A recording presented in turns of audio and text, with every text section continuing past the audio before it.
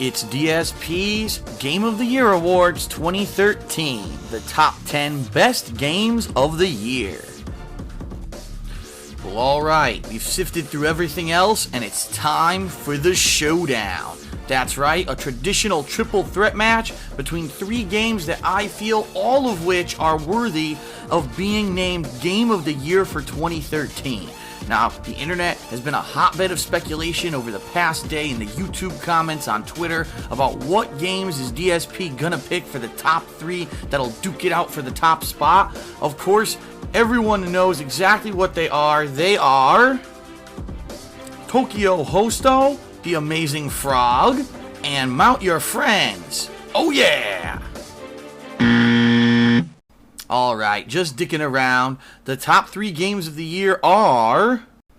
Up first, it's BioShock Infinite.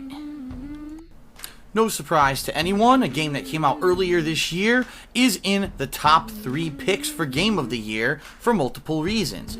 First, the gorgeous graphics and locales of the floating city of Columbia, the eerie parallels that it draws to the town of Rapture from the previous BioShock games, the amazing character of Elizabeth, who, as you play through this game, is so realistic, is so well voice acted, and so well animated that you would swear she's a real person during the course of the game. The intrigue, the mystery of the story, what is really going on behind the scenes in Columbia? Does this have anything to do with the previous BioShock games? It's just really an interesting, edge-of-your-seat, non-stop action story that really rivets you. Now, if anything, the one weakness of the game, I have to say, is the gameplay. It's a first-person shooter. Yes, they added some new elements, including the sky hook that can allow you to fly around on the rails. But outside of that, it's pretty much standard first-person shooter fare, along with having the, special abilities, which are called Vigors now instead of Plasmids. So, it is more of the same style of combat from previous BioShock games, but it really did feel like they refined it, they took it in a new direction, and of course, the crazy twist ending that a lot of people, I'm not going to spoil, don't worry, but a lot of people enjoyed. Definitely a great game, Game of the Year contender, outstanding. I cannot wait to see what these guys can pump out next. The second contender vying for Game of the Year is The Last of Us. Again, no surprise, but a totally different kind of game from BioShock Infinite. The Last of Us takes a serious subject matter, forces the main characters into several gritty, no-win scenario decisions. A brutal wasteland of post-apocalyptic Earth, where spores have ravaged the population, turned some into ravenous zombies, while in a lot of times, it's the non-infected that are the scariest characters in the game. Throughout an interesting, interweaving story, a wide cast of characters that all seem to have their own personalities and who you really seem to care about, some really depressing, upsetting things that happen during the course of the game give it such gritty realism. And of course, we have to call out the voice acting is absolutely outstanding, the character and model design is great, the graphics are almost photorealistic. Keep in mind, this was current gen, not the next gen consoles. The gameplay, really refining third-person stealth kind of gameplay.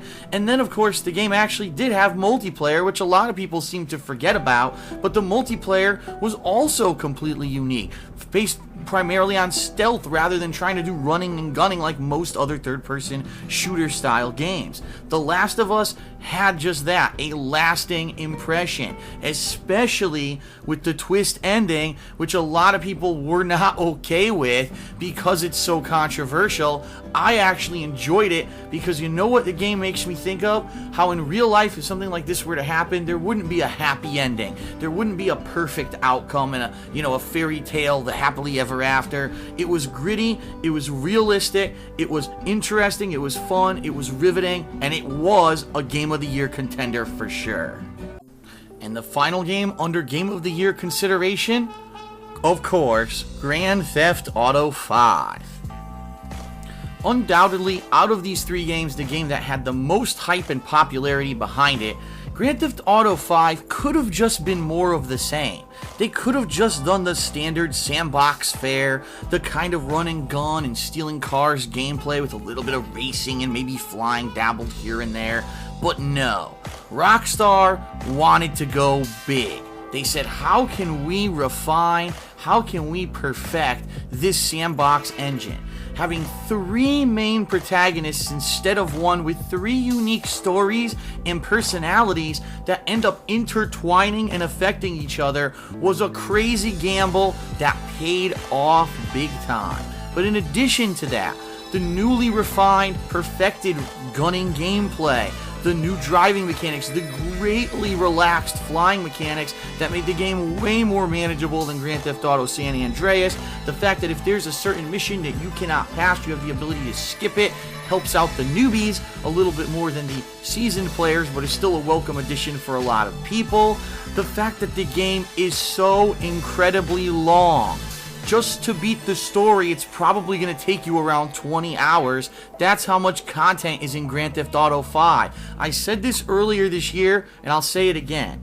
GTA 5 is the game that puts game developers to shame who come out with $60 retail releases that end after 5 hours, and you can tell there was barely any time and effort put into them, because for $60, the overwhelming amount of entertaining, fun, zany, off the wall, yet it's sometimes serious and gritty content in this game basically shows that when game developers take their time and they honor their customer and say, thank you for $60, I'm going to give you what you deserve, that you can have an amazing thing. Now, the one negative about the game, undoubtedly, is Grand Theft Auto Online. Its crazy botched launch where many people could not actually fully access the online gameplay, and the gameplay didn't fully function properly for almost a month after its launch, and the fact that really it differed from previous Rockstar games' open world online multiplayer. It's very restrictive. It seems to be very mission based and structured rather than